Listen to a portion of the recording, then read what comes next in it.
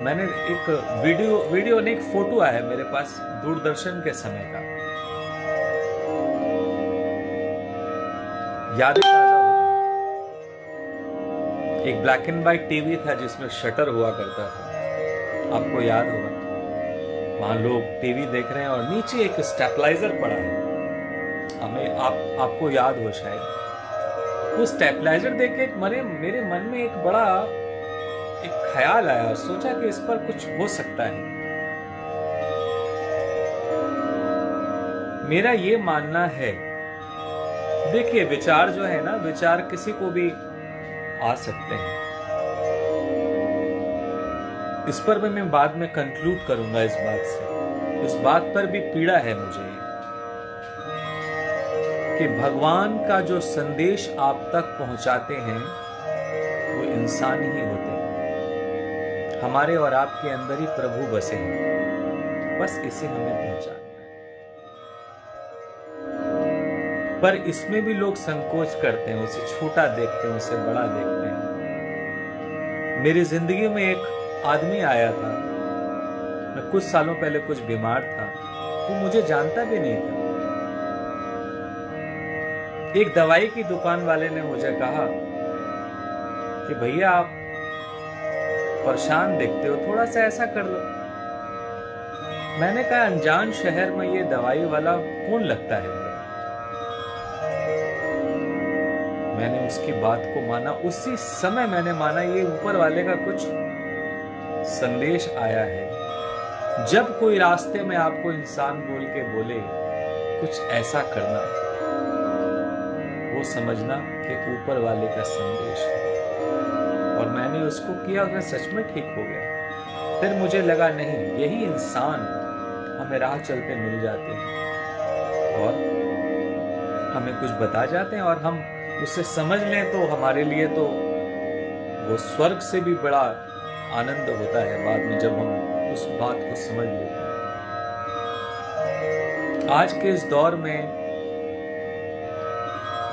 मैं इसका नाम ही नहीं लेना चाहता, मुझे नाम ही नहीं लेना इसका जो चल रहा है। बस मैं समझाऊंगा आपको कि आज जो कुछ भी हो रहा है ये आप खुद समझ सकते हैं, क्या है नहीं है क्या है।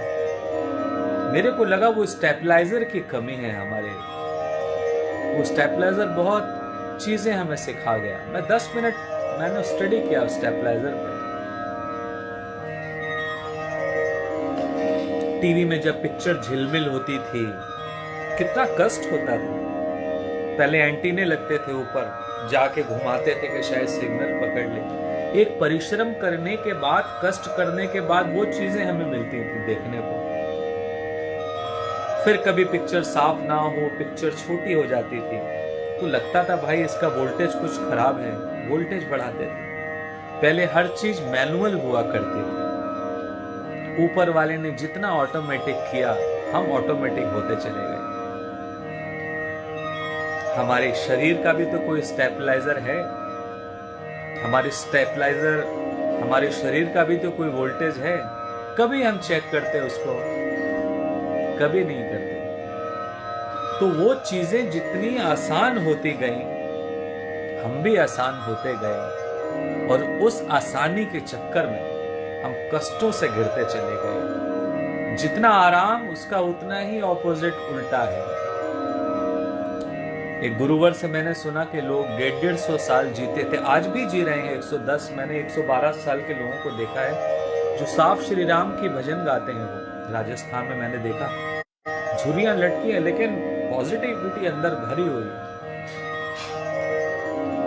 तो बात वही थी कि सुबह हमें उठ के दिन भर की जुगाड़ आज से 100 साल पहले करना पड़ता था। चूल्हे के लिए लकड़ी लानी पड़ती थी, पानी भर के लाना पड़ता था, तो हमारा शरीर स्वस्थ रहता था। आज जितना आराम मिला है उस आराम में हम उल्टे हो गए। आज जो कुछ भी है, मुझे तो ये लग रहा है कि ऊपर वाले का कुछ संदेश है कि उस स्टेबलाइजर को कभी चेक करो। गर्म होता था तो हम टीवी बंद कर देते थे। आज आपका फोन गर्म हो जाए तो आप भी बंद कर देते हो। तो सोचो, शरीर भी तो कभी गर्म होता है, उसका भी तो टेम्परेचर बढ़ता है, उसे भी शांत करो। तो उसे शांत करने के लिए हमारे पास सिर्फ सिर्फ सिर्फ प्रभु का स्मरण है। मेरे मन में कभी कभी अच्छी बातें आती हैं तो मैं सबसे कहता हूँ, मैं सबसे बताता हूँ। मैं ये भी नहीं देखता कि मैंने क्या पहना है। इतने साल तो बाद समझ आया कि प्रभु ने जो हमें पहनाया है, ये सुंदरता हमारे ऊपर सबको प्रभु ने दी है। जब मन करता है, मैं फिर कहता हूं, जिसके मन में कभी कुछ अच्छी भावनाएं आ जाएं, फोन उठा के आप भी बोलना स्टार्ट करो। यहीं से तो हमारी भक्तिमय पॉजिटिव की चैन बढ़ती है। आप भले वो एक लोग देखें, मैं फिर उस बात पे आ रहा हूं। आजकल लोग वीडियो आपका खोलेंगे तो देखेंगे कितने लाइक्स हैं, 200 लाइक है तो आपको खोलेंगे, 1-2 वालों को तो वो खोलते ही नहीं है। यहां भी आपको बदलाव करना है। मैंने कहा ना कि एक भिखारी भी आपको रोड पर चलते चलते कुछ बोल जाए तो समझना ऊपर वाले का वो संदेश है। और भजो, राम का सिमरन करो और अपने स्टेबलाइजर शरीर में प्रभु नाम का, जो भी प्रभु को सिमरते हो, वो स्टेबलाइजर अपने शरीर में डालो और दिन में चेक करो कि वोल्टेज कहीं दायां बायां माइनस प्लस है तो 5 मिनट रेस्ट देके उसे चार्ज कर लो। श्री राम कृष्ण जो भी आपके पूर्वज भजते हो, जो संगीत करते हो, संगीत करो। देखो आपकी जिंदगी में कितना बदलाव आता है।